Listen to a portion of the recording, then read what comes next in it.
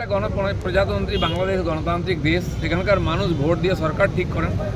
পছন্দ না হলে তারা আন্দোলন করেন, আমরাও করি। তা সরকার বদল করার অধিকার দায়িত্ব তাদের আছে, সেটা চলছে তাদের আন্তরিক ব্যাপার। কিন্তু যেহেতু আমাদের পড়শি দেশ, ওখানে রাজনীতিক যদি অস্থিরতা হয় আমাদের উপর তার চাপ পড়ে। বিশেষ করে গত 50-60 বছরের বা স্বাধীনতার পর থেকে 75 বছর দেখি আমরা, ইতিহাস বলছে বাংলাদেশে যে কোনো বিষয় নিয়ে আন্দোলন হোক, অশান্তি হোক, প্রথম ওখানকার সংখ্যালঘু হিন্দুদের উপরে আঘাত আসে। তাদের জমি বাড়ি সম্পত্তি, তাদের মা বোনের সম্মান নিয়ে টানাটানি হয়। এবারেও শুরু হয়ে গেছে, এবারে ব্যতিক্রম হয়নি। হিন্দু মন্দির ভাঙা হচ্ছে, মহিলাদের অত্যাচার করা হচ্ছে, হিন্দু নেতাকে হত্যা করা হয়েছে, হিন্দু সম্পত্তি নষ্ট করা হচ্ছে। আমরা আশা করব ওখানকার সেনা হাতে ক্ষমতা নিয়েছে, তারা আইন শৃঙ্খলা রক্ষা করবেন। ওখানকার হিন্দু সমাজ ভয়ের মধ্যে আছে। আমার সঙ্গে বহু লোকের কথা হয়েছে, যারা পরিচিত আসেন, তারা ঘর বাড়ি বন্ধ করে আছেন, কিন্তু কখন কী হবে কেউ জানে না। আমি আশা করব ওখানকার হিন্দুরা যারা ওই দেশের স্বাধীনতার জন্য তাদের পূর্বপুরুষ প্রাণ দিয়েছেন, বাংলার স্বাধীনতার জন্য লড়াই করেছেন, প্রাণ দিয়েছেন, জয় বাংলা স্লোগান দিয়ে ঝাঁপিয়েছেন, তারা তাদের অধিকার নিয়ে নিজের পূর্বপুরুষের জমিতে নিজের দেশে থাকবেন, সেই ব্যবস্থা ওখানকার সরকার করবে।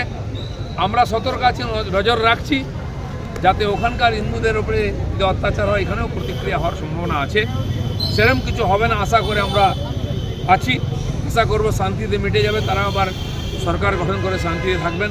কিন্তু মজার ব্যাপার, ওখানে ছাত্র আন্দোলন শুরু হতেই এখানকার যে পার্টিগুলো স্টেটমেন্ট দিয়েছিল, মমতা ব্যানার্জি প্রথমেই বলেছিলেন যদি চলে আসেন আমরা জায়গা দেবো। আজ উনি কী বলছেন, কেউ কিচ্ছু বলবেন না।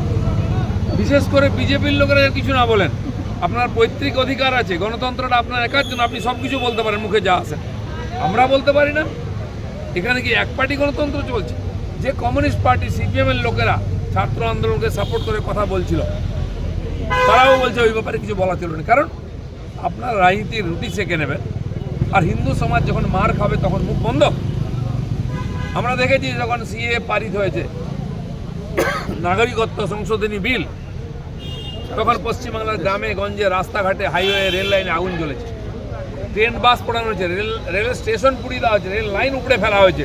মমতা ব্যানার্জি চুপ ছিলেন, কারণ তার ভোটাররা, তার নেতারা, সেই রোহিঙ্গারা, অনুপ্রবেশকারীরা এখানে লুঙ্গি পরে দাপিয়ে বেরিয়েছে, খুন খারাপি করেছে, আগুন জ্বালিয়েছে। তখন তিনি চুপ ছিলেন।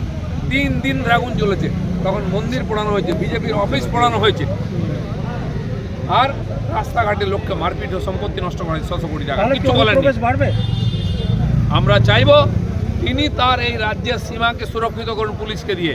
কেবল বিএসএফ এর উপর ছেড়ে দিয়ে কাটমানি নিয়ে অনুপ্রবেশকারী ঢোকাবেন, গরু পাচার করবেন, সোনা পাচার করবেন, সেগুলো বন্ধ হওয়ার দরকার আছে।